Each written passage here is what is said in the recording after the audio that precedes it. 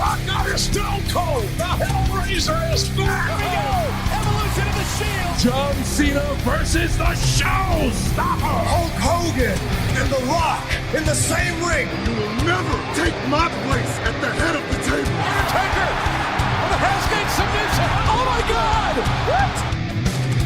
My God, Michaels just kicked Cena's head off. The Monday Night Wars have come to WrestleMania. It'll be The Rock. It'll be Austin one-on-one. Third and five to the Undertaker. Do you believe in miracles? The streak is over.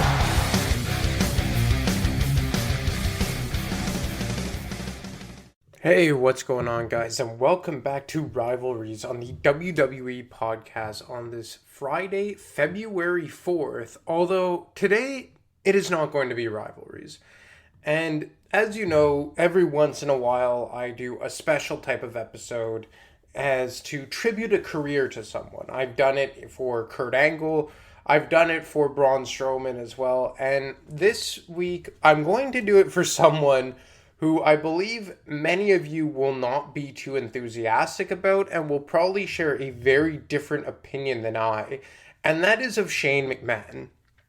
And obviously, this was, I guess, sparked in light of him being released from WWE after his help in booking and producing and being one of the lead writers for this past Sunday's Royal Rumble that was underwhelming in the view of most people, myself included. Not so much for the winner, more so just because I thought that there was no unpredictability, there was no surprise, there was no shock, and that's not to say that you need shock and awe and a swerve to book a good wrestling match or pay-per-view, or more specifically in this case a Royal Rumble. But Royal Rumbles are supposed to feel special, and there was nothing about this Rumble that felt special. And I guess just to give my 2 cents on it, I think AJ Styles should have won. I think he's a guy that really could have benefited from the Royal Rumble victory. Would have kind of been poetic as well, given the fact that he debuted at the Royal Rumble in 2016. How crazy is that? AJ Styles has been in WWE for 6 years already. It was like yesterday where he showed up at the Rumble in 2016. But that's neither here nor there. Obviously, Shane McMahon caught a lot of heat backstage for how he helped book the Royal Rumble, booking himself to eliminate, I believe it was Matt Riddle. And I think Shane McMahon has become a polarizing figure in the world of WWE since his return to the company in 2016. And Jim Cornette has said a lot of times that Shane was always his favorite McMahon, and I assume that he wasn't including Linda, or maybe he was, that really doesn't matter. And I do think that in a lot of ways Shane McMahon was the most, at least on a television capacity, the most likable and genuine McMahon out of him, Stephanie McMahon, and Vince. And I think that it's been a very up and down career for Shane. And going back to the beginning, most people don't know this, but he started out as a referee way back when. And I believe that was in the golden era, the early 90s rather, when he was a referee with the baby blue shirts and the bow tie. I believe he had a mullet back then. But when he first came up on television, I think it took a while for Shane to find his footing. But I gotta say that for me, I always liked Shane McMahon for whatever the reason. I thought Shane was a guy who garnered respect right away because he was the boss's son, and he did things that were so outrageous and so death-defying and on the cusp of borderline insane. And for a guy who was the boss's son to do what he did was incredible. And, you know, going back, his first prominent storyline obviously was part of the corporation with Vince McMahon. And he had a good helping Vince go on that run-on feud with Stone Cold Steve Austin. I'll always remember the handicap ladder match for control of the company at, I believe it was the King of the Ring pay-per-view in 1999. And before that, arguably one of his most prominent or early prominent roles was when he disbanded from the corporation and formed the corporate ministry, which ultimately led to the higher power with Vince and whatnot. And I think Shane, after the whole corporate ministry thing, is when he kind of started to blaze his own trail. Because in the corporation, he was kind of running off the coattails of Vince, understandably. In the corporate ministry, it was a chance for him to get his feet wet kind of on his own, but he was still kind of sharing the spotlight with The Undertaker. But in the year 2000, when he brought in the Mean Street Posse and he was managing the Big Show, as many of you would remember, Shane kind of started to show his own type of character. And one of the first big spots I remember with Shane McMahon came in a hardcore match against Steve Blackman at WrestleMania 2000. And I remember watching this live. And after watching this live is when I fully started to gain a ton of respect for Shane McMahon. Where the hell is Shane going? He's going to get out of harm's way. He's going to get out of the reach of Blackman. Whoa, watch it. Good move. Shane McMahon climbing upstairs. Oh, wait a minute. Shane, you're treed. You're right, King. He's treed. Be careful. It's like Shane McMahon was a coon and Blackman is a coon dog. Wait a minute, Shane. That's about as far as you can go. Blackman, come on, let it down. God, how high are they? Shane McMahon can only go a couple more feet. Shane, what are you doing? They must be 50 or 75 feet in the air. Look, I think Blackman's getting a nosebleed. Ow! Right in the knee. And Shane McMahon lost the use of one of those legs. Blackman coming up there to get Shane. Blackman's got that kendo stick with him. What are you doing, Shane? My God, this is dangerous. Shane McMahon, this is... Okay, when he goes up that side, you go down the other. We've got this... Oh, come on, Blackman scream here. All right, he probably gives up. Oh, get him down. Shane McMahon brought this on himself. My God! Shane McMahon, for the love of God, must have been 50 feet. Good God Almighty. Get help, for the love of God, get somebody out there. Get help, look what you did, Blackman. Blackman coming down with Shane McMahon. Is there anything left to Shane? Where did he land? What is Blackman doing now? Get help out here. What the hell is Blackman's up? He's what is this? Blackman putting his own life on the line alongside Shane McMahon. Are they crazy? For the love of God, they're both broken apart. And Blackman wins it, but they're both broken apart. So Shane McMahon climbs up that side railing on the Titantron, beside the Titantron of the SummerSlam logo. And if you guys remember way back when SummerSlam's entrance was, there's no ramp, it was flush onto the ground. And the stage was pretty much just like the big green S in the background.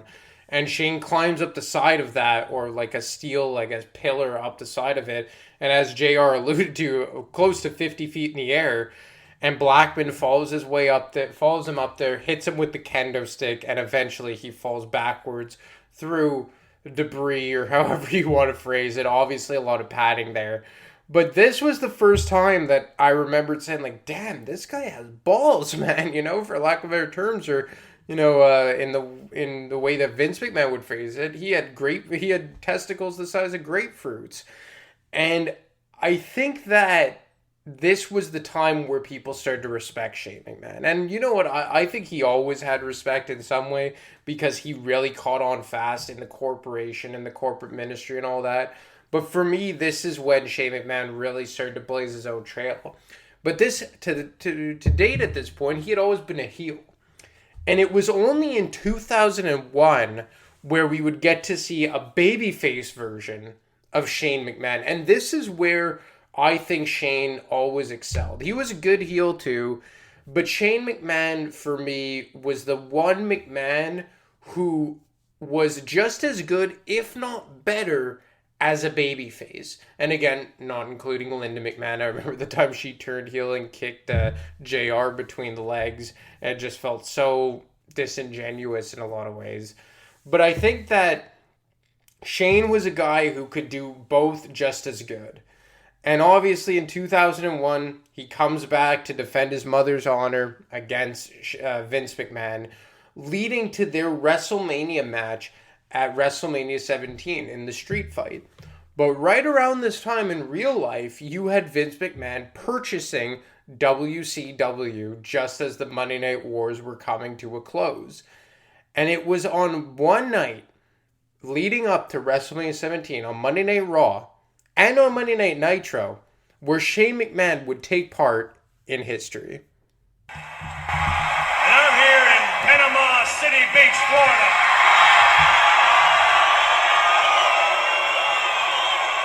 Standing in a WCW ring. And as usual, Dad, your ego has gotten the best of you.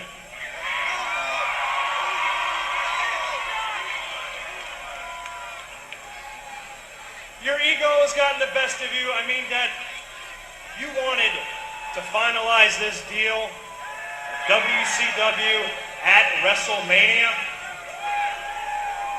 You have the audacity to ask Ted Turner himself to come down and finalize that deal. Well, Dad, that's just the opportunity that I was looking for. Because, Dad, the deal is finalized with WCW. And the name on the contract does say McMahon.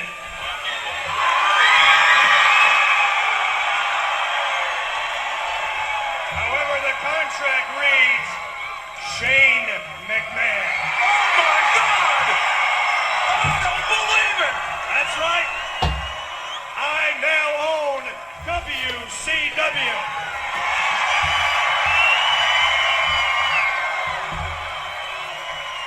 And Dad, just like WCW did in the past, how it kicked your ass in the past, and it will again. So this was like the first time we saw Shane McMahon in a babyface role. And leading into WrestleMania 17, it was just great theater, right? To have Shane now as the owner, quote unquote, because we know that in real life, Vince did in fact purchase WCW rather. But in storyline, it was a really cool swerve to this whole thing and an angle because now you had Shane McMahon just as powerful, at least presented as just as powerful as his dad, Vince McMahon. Now, obviously, this babyface run for Shane would be short-lived as they eventually kind of did a double turn type of approach to it as Shane became the head of the Alliance in a lot of ways and Vince obviously head of WWF and that became the de facto babyface side, WWF that is. And Shane, I think he did a good job in the entire invasion angle. Obviously, we know that the invasion storyline could have been a lot better if the NWO had come over, if Sting had come over, if Goldberg, Ric Flair, if all those guys had come over in the late spring and summer of 2001, we would have gotten dream matches that we could have only dreamed of during the late 90s and such. But unfortunately, as we know, that wasn't to be. And because that wasn't to be, we got Shane McMahon tagging in a lot of big-time matches. The King of the Ring match against Kurt Angle at King of the Ring 2001, the street fight. Arguably Shane McMahon's most historic match. You could make the case that put him on the map when it took Kurt Angle twice to give him a belly-to-belly suplex through the pane of glass at the stage of King of the Ring. You had Shane McMahon kind of engage in a program with The Rock to a certain extent. I remember him and Booker T tagged against The Rock in a handicap match for the WCW Championship at Unforgiven in 2001. He had a street fight against The Rock on a Monday Night Raw in 2001. That was a really kind of entertaining match. And The Rock and him always had good chemistry because of the time in the corporation and then when Shane was with the McMahon-Helmsley regime and whatnot. And then you even had Shane McMahon become part of Team Alliance at the culmination of this whole angle at Survivor Series 2001. And again, it was kind of a product of circumstance because you didn't have the NWO or Goldberg or Sting at your disposal. You had Team Alliance in brackets WCW, ECW, compiled of a bunch of WWF guys. Stone Cold Steve Austin was on that team. Kurt Angle was on that team. Shane McMahon, Rob Van Dam, Booker T. The only guys who came from outside WWF were Rob Van Dam and Booker T on that squad. But unfortunately, as we know, it was just a product of circumstance, unfortunately.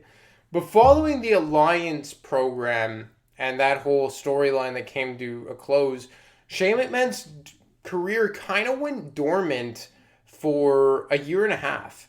And in early 2003, we saw him a bit when Vince McMahon was threatening Eric Bischoff's job as Raw GM. You had Shane McMahon get out of the limo to say, yeah, this is your replacement if you don't get Raw back on track.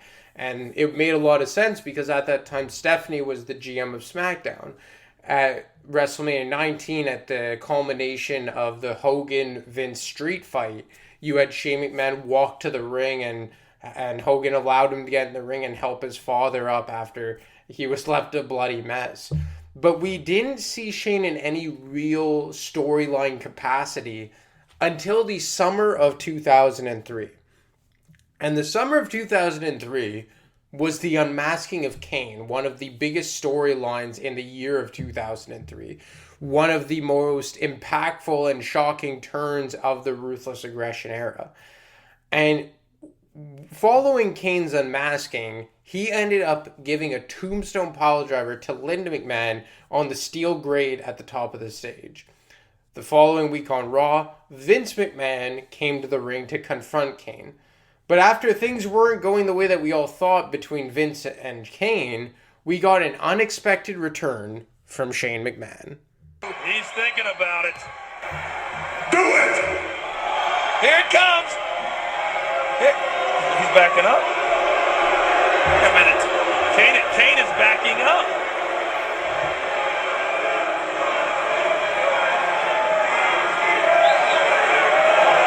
Please hit me. Here comes the money. Here we go. Kane. What? What the? That is not who it is. Shane McMahon. Shane McMahon. What is he doing here? It's Linda's son. Mr. McMahon's child prodigy king. Did you have any idea Shane was going to be here? I had no idea that Shane McMahon was. What is he doing here? Look at it! Oh my goodness! Shane took Kane over the top rope. He's attacking Kane. What's Vince doing? What in the world is Mr. McMahon doing? Pulling Shane off of Kane. He's restraining. Look at Shane! Shane hit his father. He just punched his father's lights out! Shane didn't appreciate what his father was trying to do. And that way he's got that steel chair. He's going after Kane. Shane is chasing after Kane. Don't do it! The steel chair from behind on the big red monster. Oh my God, out of nowhere! Another one! I cannot believe what I'm seeing! Shane McMahon with revenge on the mind. No! After what Kane did to his own mother. Wait a minute. Last Monday night. Kane just went through tables and wires. Shane McMahon has just blasted with a steel chair. Kane straight to hell. So, if you guys have been listening to this show long enough, you know that Shane McMahon versus Kane was the first rivalry that I ever covered here. And I think that it is by far for me Shane McMahon's best rivalry aside from anything to do with the McMahon family or being the boss of any sort. Because every single program that Shane was in, every single rivalry had to do with him in some form or fashion being the boss. You know, you had it with Vince for obvious reasons, and then that transitioned into him becoming the WCW owner, the Alliance. Before that, you had him part of the corporate ministry. More recently, with Braun Strowman last year, making Braun's life a living hell. Before that, with Roman Reigns, when he was running both Raw and SmackDown commissioner, however you want to put it. Even with Randy Orton, when he was, when Randy Orton was going after all the McMahons, it always had to do with Shane being a McMahon. And this was just Shane being a son. Yes, it was Linda McMahon's son, but at no point in this storyline was it ever tied back to Shane having power over Kane. At no point did it come back to Shane being an executive at WWE. This was a personal rivalry with Kane that went on for close to 5 months. I believe it was 4 months in total, actually, that this went on for. They had 2 pay-per-view matches, Unforgiven Last Man Standing match, Survivor Series ambulance match, and along the way he actually had a one-on-one match with Bischoff at SummerSlam in 2003. But I think this showed a sign of Shane McMahon that was beyond the I'm the boss's son. That's kind of what it always came back to with Shane McMahon. I am the boss's son. Even if he was a babyface, he was always a McMahon. He was always Vince McMahon's son. Like when we saw him as the babyface commissioner on SmackDown in 2016 and 2017, he was always presented as an authority figure. But this was the first time, at least in my eyes, and if I'm missing something, feel free to shoot me an email or shoot Matt an email correcting me. But this was one of the only times, if not the only time, where Shane was involved in WWE in a storyline where he wasn't presented as an authority McMahon type of figure. And it showed a side of Shane McMahon that people could relate to. You could live vicariously through. You could say, yeah, if anyone touched my mom like that, I'd beat the shit out of them too. And I mean, I think that just the visual of Shane McMahon coming to the ring and just charging Kane, tackling him over the top rope, going up against arguably the most dominant competitor in WWE at that time, at least from a physical and stature standpoint. I think that it showed a lot of people that Shane had an actual genuine side to him and a humane side to him. And this is, at least for me, where I completely was bought into the Shane McMahon character. I always liked him, but this program was one where I just found Shane McMahon so damn cool. That's what it came down to. I found Shane McMahon so cool in this storyline because he just looked like an average guy, just coming to his mom's aid. It wasn't about him being Vince McMahon's son. It wasn't him about being the prodigal son or a high-ranking executive in WWE. This was just about defending his mother's honor. And there was one point during this program where I think it was arguably Shane McMahon's coolest and most recognizable moment as an in-ring competitor. Shane, wanna get in there?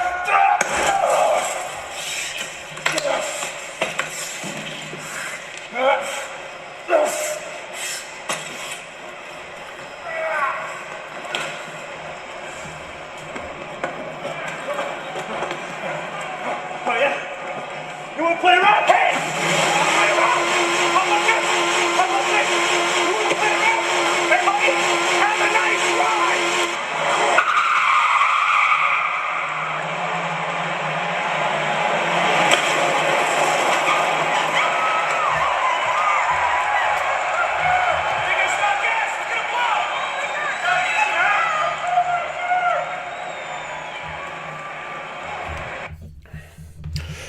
So it's a short clip, but Shane duping Kane into going into the limo, comes out the driver's side, and then sends it speeding into the bottom of an 18-wheeler, showing Shane McMahon's cleverness for one, and his ruthlessness on the other, kind of apropos for the Ruthless Aggression era, but showing that if he had to take it to the next level, he wouldn't be afraid to against a monster like Kane. And as far as one-on-one programs go, I don't think Shane ever had a more intimidating opponent, or he was ever more outmatched than he was against Kane. And in a lot of ways, you can make a case that this was Kane's most personal rivalry too, aside from The Undertaker, of course, because again, it was a different type of approach for both of these guys. Like, yeah, Kane still had the I'm a monster gimmick, and yeah, I'm unmasked, I'm pissed off, I'm angry, blah, blah, blah. But I mean, it was just so personal on so many levels, and I don't even know how they thought to put Kane and Shane McMahon together. You could not have picked two more random guys to throw into a program with one another. But you know what? It worked. It worked, and it worked damn well. And to this day, I think it was one of the most underrated programs and rivalries in the history of the company. And that's, it's not a secret that I like that so much, because it's the first rivalry that I picked to cover when I started this show. Almost, I guess it's 18 months ago now. And that's saying something. I could start with Rock and Austin McMahon, Triple H, HBK, Kane and Undertaker. But no, I went to Kane and Shane McMahon because I thought it was just so damn cool. But in the end, Shane could not have overcome Kane, properly so, as he always came up that much, just a little bit short. And you had Kane eventually end that program, sticking Shane in the back of the ambulance at Survivor Series 2003. And this would be another hiatus for Shane McMahon, because I believe this was right around the time where he started to have kids. So we didn't see him on screen all that much, all the way until 2006 is when he started to resurface again.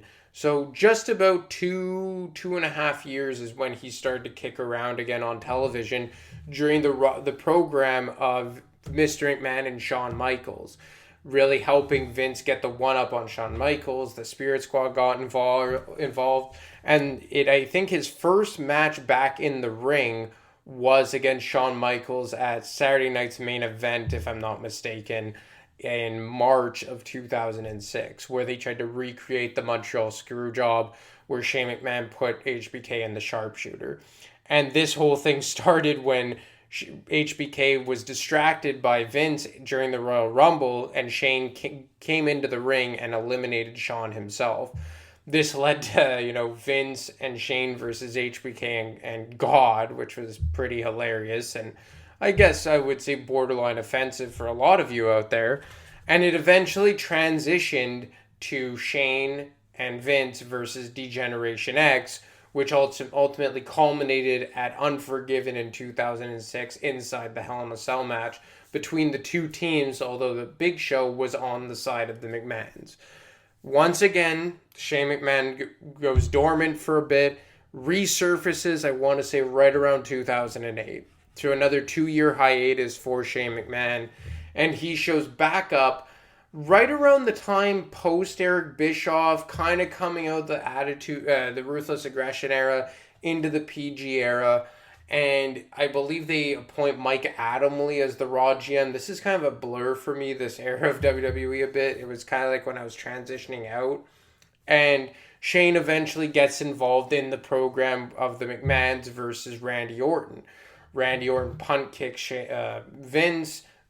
Shane shows up, has a brawl with Randy Orton on Monday Night Raw, and then it leads to the 3-on-3 match between Legacy and Triple H, Batista, and Shane McMahon at Backlash 2008, I want to say, or 2009. I think it's 2009, actually.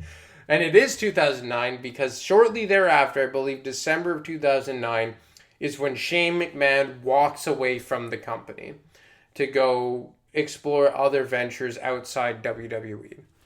And just about 6 years go by with no Shane McMahon, and this is over this time you kind of get the dawn of the Authority, Stephanie McMahon and Triple H, kind of running roughshod on Monday Night Raw from I want to say the late summer 2013 all the way into early 2016. So about a 2.5 year run of the Authority going uncontested until February of 2016. Here comes the money.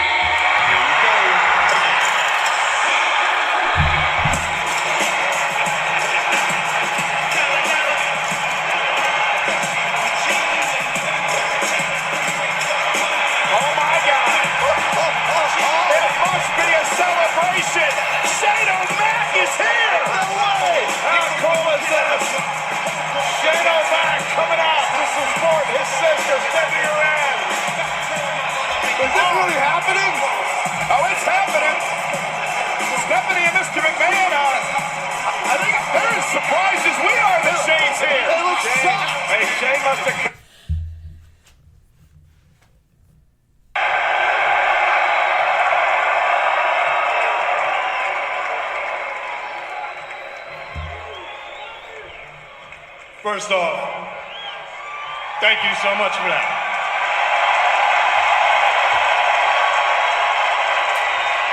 Yeah, what's up, Detroit?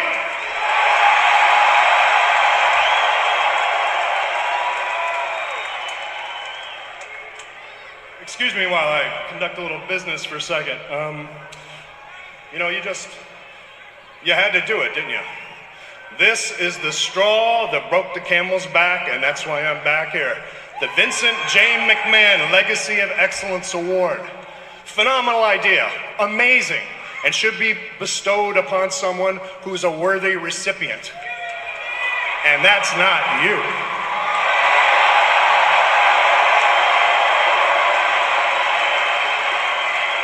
Hello, Stephanie.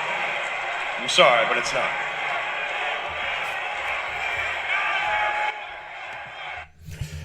So that was a huge pop for Shane McMahon. Just I freaked out. I know I did, and this led to the current version of Shane McMahon that we have been living with for the last 6 years or so. Obviously, he goes on to face The Undertaker inside Hell in a Cell at WrestleMania 32, loses that match, goes on to become the SmackDown commissioner in the era of SmackDown Live. A pretty good era, I may add. WrestleMania 33 faces AJ Styles. In 2017, spends the lion's share feuding on and off with Kevin Owens. That bleeds into 2018. Tags with returning Daniel Bryan against Kevin Owens and Sami Zayn at WrestleMania 34. And then all the way into 2019, he becomes the tag team champions with Miz and eventually turns heel. After the first 3 years back in the company being a steady babyface, turns heel on the Miz after they dropped the tag team titles, I believe, to the Usos. And that's when he has the match with Miz, beats Miz somehow, I believe, in that street fight at WrestleMania 35. And through 2019, you have him kind of running roughshod on Raw and on SmackDown as the authority heel figure, aligning himself with Elias and Drew McIntyre, making the lives of the lives of Kevin Owens and Roman Reigns fairly miserable. And on the first episode of SmackDown on Fox in October of 2019, you have the ladder match between Kevin Owens and Shane McMahon, and that is when Kevin Owens wins and sends Shane McMahon out of power, seemingly once and for all.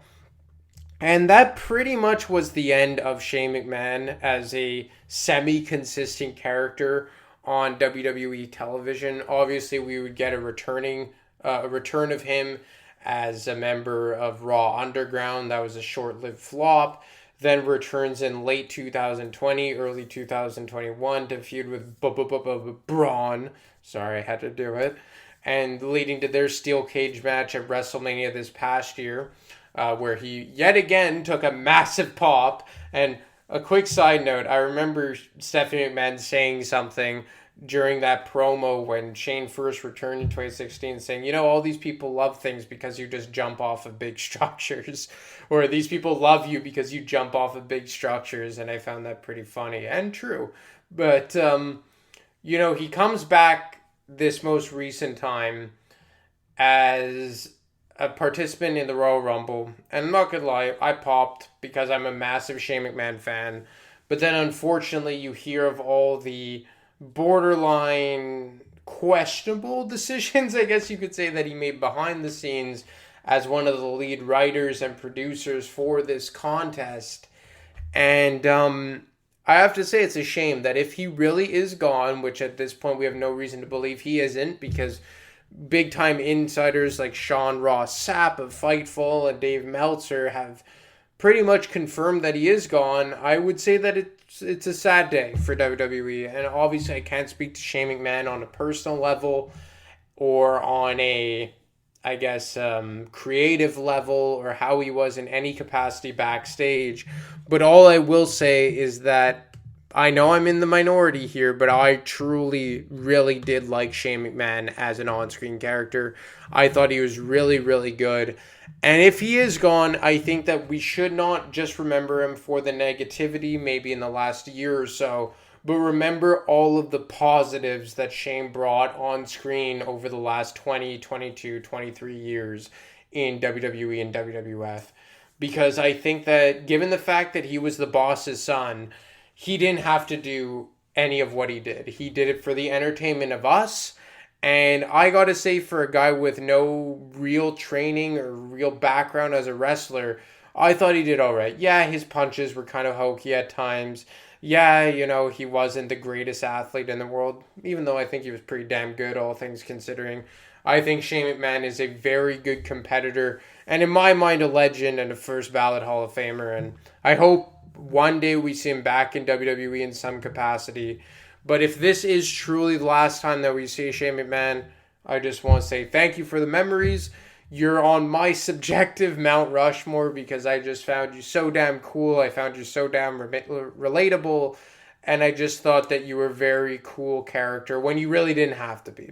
You didn't have to be this character, but you did it for the entertainment of us. So for that, Shane McMahon, thank you very much. And everyone, I will catch you next week. Here comes the money. Here we go. Money talk. Here comes the money. Money, money, money, money. Dollar, dollar. Dollar, dollar. Ching, ching, bling, bling. Got the chatter. You ain't talking money, then your talking don't matter. Ching, ching, bling, bling. Patent pockets. We take the dollar, dollar. Can a damn soul stop it? Here comes the new kid on the block. Hold on your bets. Here's where the buck stops. See, first of all, I'm stepping out on my own. About time I elevated to claim my own throne. Success in my blood. Call it homegrown. Thanks for listening to the WWE Podcast. Don't forget to subscribe on your favorite podcast app so you don't miss a show, or head to WWEpodcast.com. And for all of these shows ad-free, head over to patreon.com/WWE Podcast. Until then, we'll see you next time.